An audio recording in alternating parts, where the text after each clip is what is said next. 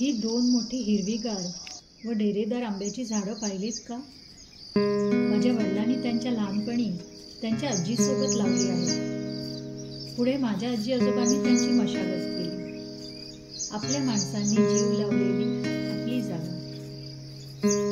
आज इथे अनेक मुले आंबे खायला येतात. येणाऱ्या जाणाऱ्या वाटसरूंना विश्रांती देते हे झाड.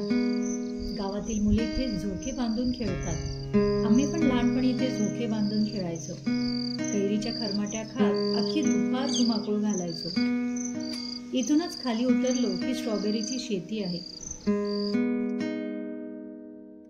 स्ट्रॉबेरी व्यतिरिक्त इथे भुईमूग म्हणजेच शेंगदाणा, ज्वारी, सोयाबीन, सूर्यफूल व इतर भाजीपाला उगवला जातो.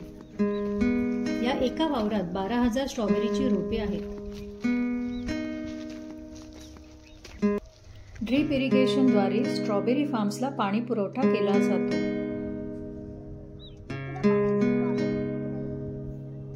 मातीची मशागत केल्यानंतर वाफे तयार केले जातात. या वाफ्यांची रुंदी 1.5 मीटर आणि लांबी सुमारे 3 मीटर ठेवण्यात येते.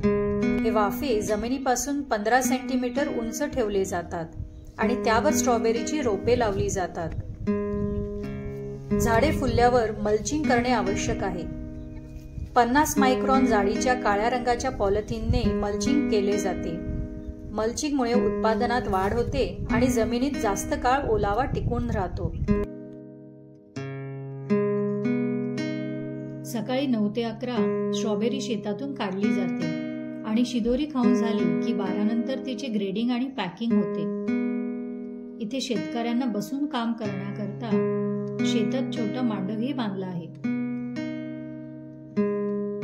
स्ट्रॉबेरीची ही पॅकिंग झाली की बॉक्सेस संध्याकाळी मार्केटमध्ये पाठवण्याची सोय केली जाते. भारतात स्ट्रॉबेरीची शेती काश्मीर, हिमाचल प्रदेश, उत्तराखंड, महाराष्ट्र, उत्तर प्रदेश, कर्नाटक, आंध्र प्रदेश अशा अनेक राज्यांमध्ये केली जाते.